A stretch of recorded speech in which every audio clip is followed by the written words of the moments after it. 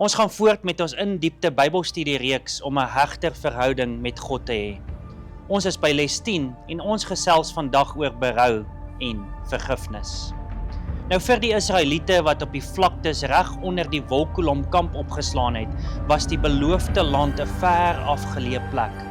Etlike dae het reeds verbygegaan sedert Moses tot by die brandende kruin van Sinaï geklim en daar in die pikdonker rook waarin dit gehol was verdwyn het. Hy is seker reeds dood het party verneem, of van die honger of dalk van die verterende vuur wat aanhoudend op die kruin gewoed het.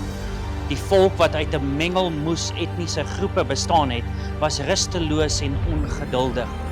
Hulle kon nie wag om die land van melk en honing in te gaan nie. Hierdie einste volk wat net 'n paar dae terug 'n verbond met God getree het, plegtige eed afgelê het dat hulle hom gehoorsaam sou wees, wou nou iets sigbaars hê om te aanbid. So drom hulle toe daarom Aaron se tent saam en eis dat hy vir hulle 'n afgodsbeeld maak. Uit vrees vir sy lewe gee Aaron toe. In Eksodus 32 tot 34 kan julle daarvan lees oor hierdie tragiese verhaal. Hierdie is een van die Bybelverhale wat lesse aangaande berou en vergifnis by ons probeer tuisbring, wat dan ook hierdie week se tema is. Hou telkens hierdie week se geheeteks voor oë terwyl jy deur die les werk. Dat ons wel sondig is 'n voldonge feit. Tog is vergifnis danksy die verlossingsplan en die kruis vir elke belydende en boetvaardige sondaar altyd beskikbaar. Kom ons bid saam. Ons almagtige Hemelse Vader, dankie dat ons weer eens hier by U kan kom, dat ons uit U woord lesse kan leer.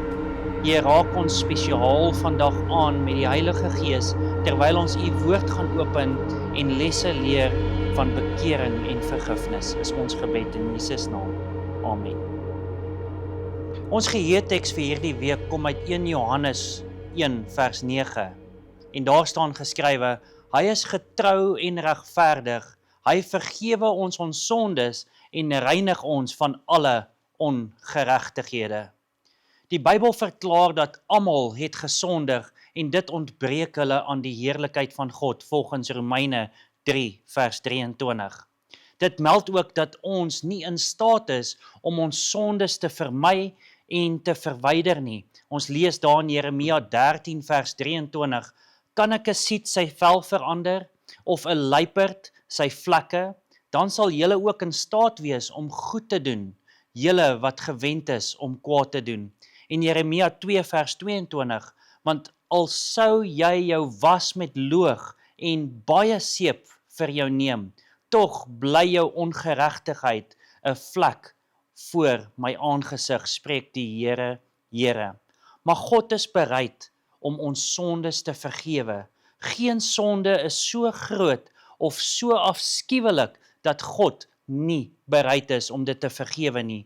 Jesaja 1 vers 18 sê, kom nou en laat ons die saak uitmaak, sê die Here.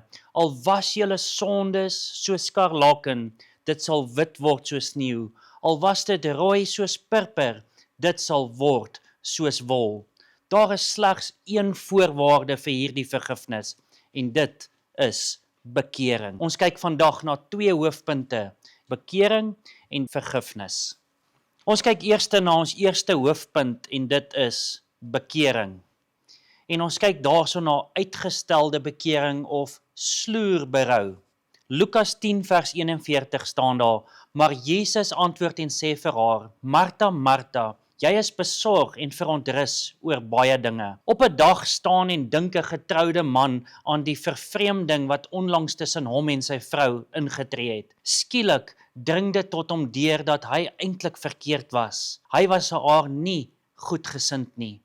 Sy woorde was onvriendelik en hy het dinge kwytgeraak waaroor hy nou vreeslik spyt is. Skaars kom die besef of 'n ander gedagte verdring dit, maar was dit nie eintlik haar verdiende loon nie? Klink hierdie gedagtegang vir jou bekend? Die een oomblik spook mens met gevoelens van berou, die volgende het jy allerhande regverdigings vir jou verkeerde dade en gedagtes. Dit gebeur somme in 'n japtrap. Hoewel dit nie altyd maklik is om die woorde ek is jammer oor hierdie of oor daardie ding te uiter nie, is dit tog so onontbeerlik, beide vir die herstel en die instandhouding van ons verhoudings. Dit geld ook vir ons vriendskap met God. Die influisterende Gees spoor ons tot 'n sondebesef aan, toon waar en wat ons verkeerd gedoen het. Hierdie influistering roer die hart. Tog is dit maklik om daardie fluistering stem van die Heilige Gees te ignoreer, deur bloot ons verkeerde optrede te probeer regverdig. Een van die take wat die Heilige Gees het, is om die wêreld van sonde te oortuig. Ons lees daarvan in Johannes 16 vers 7 tot 8. Maar ek sê vir julle die waarheid, dit is julle voordelig dat ek weggaan. Want as ek nie weggaan nie, sal die Trooster nie na julle kom nie. Maar as ek weggegaan, sal ek hom na julle stuur. En as hy kom, sal hy die wêreld oortuig van sonde en van geregtigheid en van oordeel. By Lazarus se huis het Jesus oor belangrike sake gepraat, noodsaaklik vir redding. Maar Martha het nie geluister nie. Sy het nie tyd gehad nie. Daar was soveel dinge om te doen. Lukas 10 vers 40 tot 41 staan daar, maar Martha was baie besig om alles klaar te maak. Sy kom toe daar staan en sê, Here, gee U nie om dat my suster my alleen laat bedien nie. Sê dan vir haar dat sy my moet help. Maar Jesus antwoord en sê vir haar, Martha, Martha, jy is besorg en verontrus oor baie dinge. Dit gebeur ook met ons.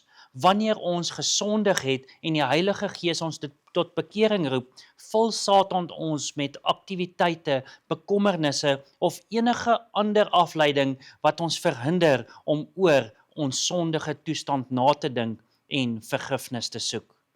Maar God gee nie op nie. Hy volhard in sy oproep. Esegiel 33:11 staan daar, sê vir hulle, so waar as ek leef, spreek die Here, Here, gewis, ek het geen behaag in die dood van die goddelose nie, maar daarin dat die goddelose hom bekeer van sy weg en lewe. Bekeer julle van julle verkeerde weë, waarom tog wil julle sterwe, o huis van Israel? Hierso hoor ons God se liefdevolle uitroep tot bekering. Hy vergelyk ons sondes ook met vuil klere volgens Jesaja 64 vers 6. En ons het almal geword soos 'n onreine en al ons geregtighede soos 'n besoedelde kleed en ons almal verdor soos blare en ons ongeregtighede het ons weggevoer soos die wind. Hy bied 'n ruil aan vir ons vuil klere vir sy skoon klere volgens Sagaria 3 vers 4. Daarop het hy aangehef en gesê aan die wat voor hom staan, neem die vuil klere van hom al weg.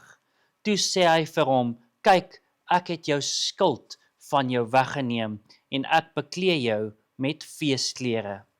So hy bied vir ons hierdie klere aan, klere wat gewas is in die bloed van Jesus. Openbaring 7:14 sê, en ek sê vir hom, my Heer, U weet dit, en hy sê vir my, dit is hulle wat uit die groot verdrukking kom, en hulle het hul klere gewas, en hul klere wit gemaak in die bloed van die lam. Dink na oor hierdie teksverse wat ons nou net gelees het. Die geregtigheid van Christus is 'n belangrike tema dwars deur die Bybel. Hoe openbaar hierdie verse hierdie belangrike waarheid aan ons? Waarom moet ons altyd deur met hart en siel aan hierdie belofte vashou? Antwoord daardie vraag vir uself. Kom ons kyk na ware bekering. In Hosea 6 vers 1 staan daar so geskrywe, kom en laat ons terugkeer tot die Here, want hy het verskeur en sal ons genees. Hy het geslaan en hy sal ons verbind. Wat is bekering is die vraag. Wat is die verskil tussen ware bekering en gefeinste bekering?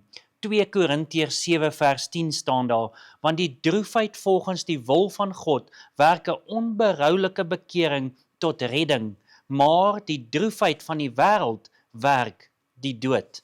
Wanneer 'n sonde onmiddellik en ongewenste gevolge bring, ontstaan daar spyt. Dit is jammer omdat wat ons gedoen het nie goed uitgewerk het nie. As daar geen negatiewe gevolge was nie, sou ons nie hartseer gewees het oor ons dade nie. Dit is nie ware bekering nie. Handelinge 3 vers 18 tot 19 staan daar, maar God het op die manier vervul wat hy tevore verkondig het deur die mond van al sy profete dat Christus sou ly. Kom dan tot inkeer en bekeer julle sodat julle sondes uitgewis kan word en tye van verkwikking van die aangesig van die Here mag kom. Waarom is berou en bekering so belangrik in ons stelselmatige opwas en groei in Christus? Wat is die tye van verkwikking waarvan Lukas hiervan praat?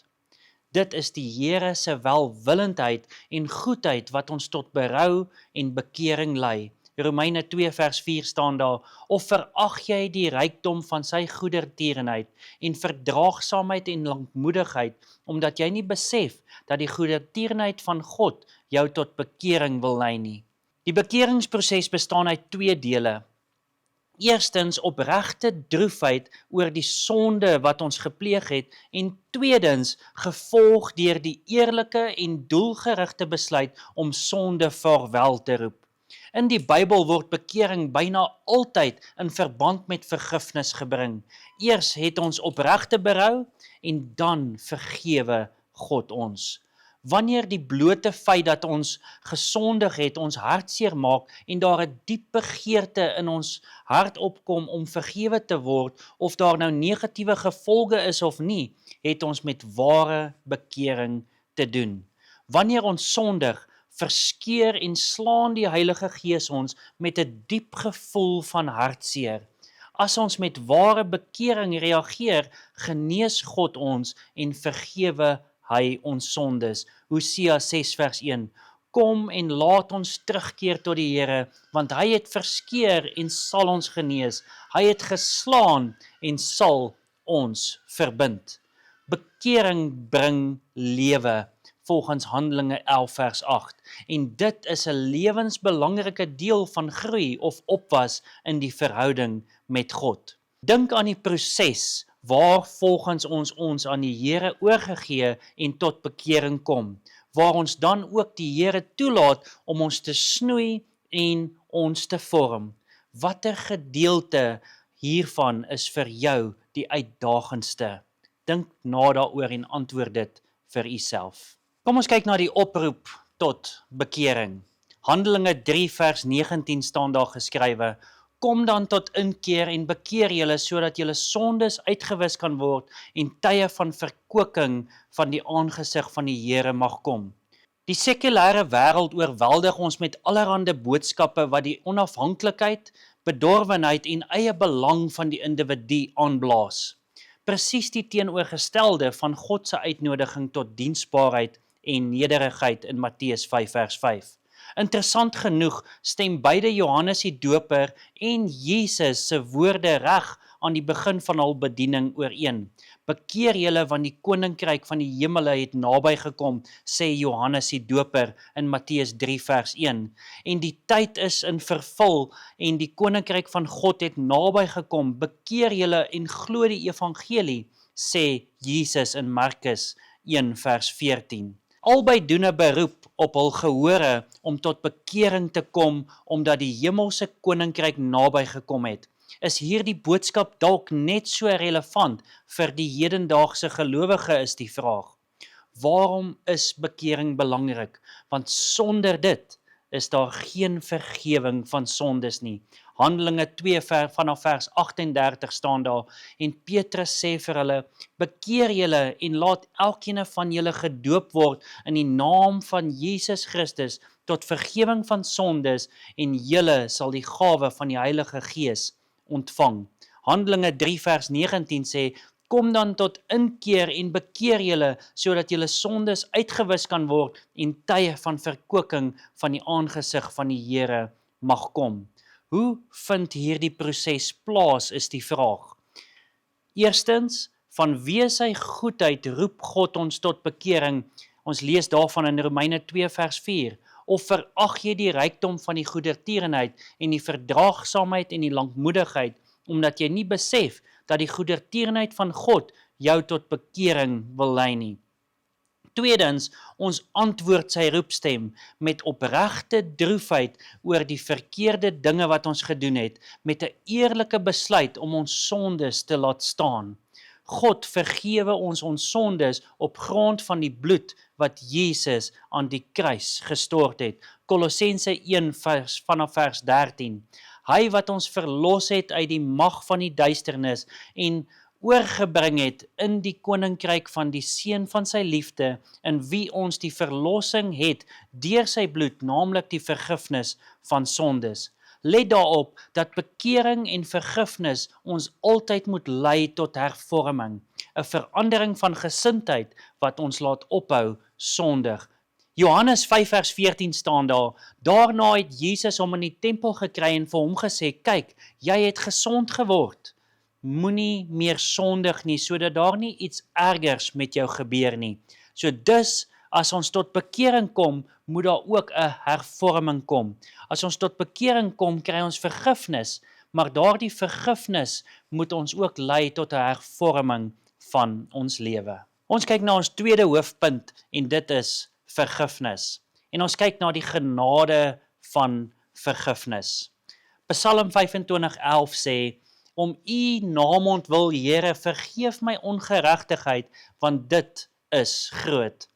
Wanneer ons sondelas swaar op ons gemoed rus en ons dan toelaat dat die Heilige Gees ons tot aan die voet van die kruis lei, behoort ons die Here om vergifnis te vra met die wete dat die Here, die barmhartige en genadige God, lankmoedig en vol liefde en trou is, volgens Psalm 103 vers 8. Hierdie is God se presiese woorde in Eksodus 34 vers 6. En toe die Here by hom verbygegaan het, het hy geroep, Here, Here, barmhartige en genadige God, lankmoedig en groot van goedertierenheid en trou. Hy het dit gespreek nadat sy uitverkore volk hom te nagekom het. Daar is niks wat God dwing om ons te vergewe nie. Daar is niks wat ons kan doen om daardie vergifnis te verdien nie. God skenk vergifnis uit genade deur sy oneindige liefde. Hy vergewe omdat hy goed is en gereed om te vergewe en groot van barmhartigheid is. Psalm 86 vers 5 sê, want U, o Here, is goed en vergewensgesind en groot van goedertierenheid vir almal wat U aanroep. Sy liefde het hom daartoe gelei om homself aan die kruis oor te gee en die skuld van sonde te betaal wat ons nie kan betaal nie. Efesiërs 2 vers 4 tot 5 sê, maar God wat ryk is in barmhartigheid, het ons deur sy groote liefde waarmee hy ons liefgehad het, ook toe ons dood was deur die misdade, lewend gemaak saam met Christus, uit genade is julle gered. Wanneer ons sondes na die voet van die kruis bring, bevry Jesus ons van die las wat ons neerdruk. Hebreërs 12 vers 1 tot 2 staan daar, daarom dan, terwyl ons so 'n groot wolk van getuienis rondom ons het, laat ons ook elke las aflê en die sonde wat ons so maklik omring en met volharding die wedloop loop wat voor ons lê. Die oog gefestig op Jesus, die leidsman en die volëinder van ons geloof, wat vir die vreugde wat hom voorgehou is, die kruis verdraai het, die skande verag het en aan die regterhand van God gaan sit het. Wat is die verhouding tussen sonde en genade? Ons lees in Romeine 5 vers 8, maar God bewys sy liefde tot ons daarin dat Christus vir ons gesterf het, toe ons nog sondaars was. Kyk net na die fokus hierso. Toe ons nog sondaars was, het Christus klaar vir ons gesterf. Romeine 5 vers 20 sê, maar die wet het daar bygekom sodat die misdaad meer sou word en waar die sonde meer geword het, het die genade nog meer oorvloedig geword. Kyk net weer die fokus hier, waar die sonde meer geword het die genade ook nog meer oorvloediger geword. Romeine 5 vers 21 staan daar, sodat soos die sonde geheers het in die dood, so ook die genade kan heers deur die geregtigheid tot die ewige lewe deur Christus Jesus ons Here. Sonde het geheers, maar genade ook kan heers tot die ewige lewe. Romeine 6:23 sê, want die loon van die sonde is die dood, maar die genadegawe van God is die ewige lewe in Christus Jesus ons Here. Die loon van die sonde is die ewige dood en hier stel Paulus dit in kontras teenoor die ewige lewe wat die teenoorgestelde is van die ewige dood. Kom ons kyk na klere van vergifnis. In Matteus 22 vers 12 staan daarso en hy sê vir hom, vriend, hoe het jy hier ingekom sonder 'n bruilofskleed aan? En hy kon geen woord sê nie. Dierklere is al te dikwels die kenteken van rykes en van wêreldse sukses. Met hierdie klere sê ek wie ek is, hou party mense vol. Maar in die hemel is dit egter net ons verhoudings wat tel. Ander dinge verloor hul nut. Ons identiteit steun uitsluitlik op Jesus en sy volmaakte kleed van geregtigheid. Die kerk van God en dus elkeen van sy lede is beklee met rein en blink en fyn linne en sonder vlek of rimpel of iets dergeliks. Openbaring 19 vers 8 sê, en aan haar is gegee om bekleed te wees met rein en blink en fyn linne, want die fyn linne is die geregverdige dade van die heiliges. Efesiërs 5 vers 27 sê ook, sodat hy die gemeente voor hom kan stel, verheerlik, sonder vlek of rimpel of iets dergeliks, maar dat dit heilig en sonder gebrek sou wees. Hierdie fyn linne is 'n simbool van die regverdige dade van die heiliges, Openbaring 19 vers 8b. Maar hierdie regverdigheid is nie hul eie nie, dit is aan hulle gegee deur Christus. Openbaring 7 vers 14 sê, en ek sê vir hom, my Heer, U weet dit, en hy sê vir my, dit is hulle wat uit die groot verdrukking kom, en hulle het hul klere gewas, en hul klere wit gemaak in die bloed van die lam. Toe Adam en Eva gesondig het hulle hul naaktheid met hul eie werke probeer bedek. Tog het hulle hulself steeds naak voor God beskou. Genesis 3 vers 7 tot 10 sê, toe gaan albei se oë oop en hulle word gewaar dat hulle naak is en hulle het vye blare aan mekaar gewerk en vir hulle skorte gemaak. En hulle het die stem van die Here God gehoor terwyl hy wandel in die tuin in die aandwindjie. En die mens en sy vrou het hulle verberg vir die aangesig van die Here God tussen die bome van die tuin. En toe roep die Here God na die mens en sê vir hom, waar is jy? En hy antwoord, ek het u geruis gehoor in die tuin en gevrees, want ek is naak, daarom het ek my verberg. Die klere wat God voorsien het, was 'n simbool van die bruilofskleed wat Christus aan ons gee. Sy volmaakte geregtigheid wat ons sondes uitwis. Genesis 3 vers 21 sê, en die Here God het vir die mens en sy vrou rokke van vel gemaak en hulle dit aangetrek.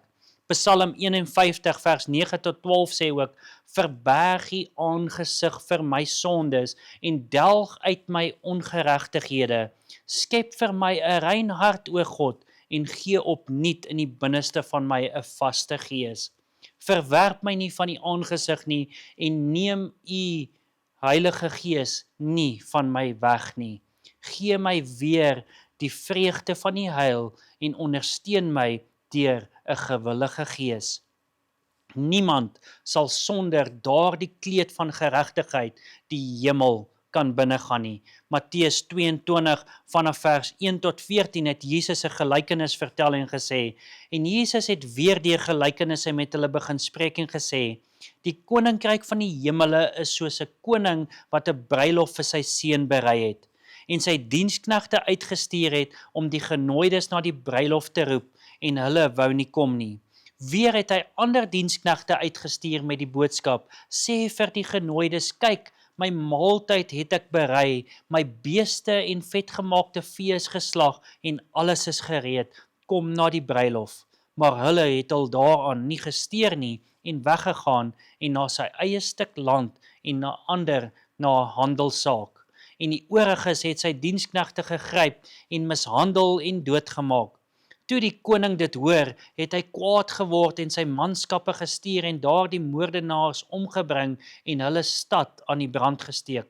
Daarop sê hy vir sy diensknegte: die bruilof is wel gereed, maar die genooides was dit nie werd nie. Gaan dan op die kruispaaie en nooi almal wat julle mag vind na die bruilof. En daardie diensknegte het uitgegaan op die paaie en almal versamel wat hulle gevind het, slegtes sowel as goeies, en die bruilofsaal het vol gaste geword. En toe die koning ingegaan om na die gaste te kyk, sien hy daar iemand wat nie 'n bruilofskleed aan het nie.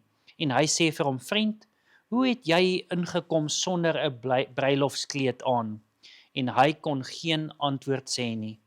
Toe sê die koning vir sy dienaars: bind sy hande en voete, neem hom weg en werp hom in die buitenste duisternis. Daar sal 'n geween wees en 'n geknars van tande, want baie is geroep, maar min is uitverkies. Jesus spreek die man sonder die bruilofskleed aan as 'n vriend aan in vers 12. Hoewel die man nie op die bruidegom se vraag gereageer het nie, moes die twee tog een of ander verbintenis gehad het. Die man was sekerlik bewus dat hy eintlik veronderstel was om bruilofsklere aan te hê, 'n vereiste wat hy duidelik verkies het om te gaan. Jesus, die bruidegom, se karakter is vlekkeloos en volmaak. Dit is wat hy vir my en vir jou bied. Hierdie fyn wit linne is die geregtigheid van Christus. Dit is sy eie vlekkelose karakter wat elkeen wat Jesus aan hul persoonlike Heer en Heiland aanvaar, deelagtig gemaak word, volgens Christ's Object Lessons bladsy 310. Ons behoort daagliks Jesus se kleed van geregtigheid aan te trek. Dink hieroor na, asook oor die volgende vraag: wat beteken dit en hoe doen mens dit? Antwoord dit vir uself. Ek sluit af met 'n kwotasie uit Selected Messages, volume 1, bladsy 393. Hy wat 'n kind van God wil word, moet die waarheid aanneem dat bekering en vergifnis slegs verkry kan word deur die versoening van Christus. Verseker hiervan moet die sondaar 'n poging aanwend in ooreenstemming met die werk wat vir hom gedoen is, en met onvermoeide smeking moet hy die troon van genade nader, sodat die vernuwende krag van God in sy siel kan kom. Christus vergewe niemand behalwe die berouvolle nie, maar diegene wat hy vergewe, maak hy eers berouvol. Die voorsiening wat gemaak is volledig, en die ewige geregtigheid van Christus word toegereken aan elke gelowige siel. Die kosbare vlekkelose kleed, geweef op die weefstoel van die hemel, is voorsien vir die berouvolle gelowige sondaar. Kom ons bid saam. Ons almagtige Hemelse Vader, dankie dat U bekering in ons bewerkstellig. Dankie dat bekering ook 'n gawe van U af is. Maar Heer, dankie dat saam met dit vergifnis kom. Heer, help dat elkeen van ons regtig berouvol sal wees vir hulle sondes, en Heer, sodat elkeen van ons ook vergifnis kan ontvang, is ons gebed in Jesus naam. Amen.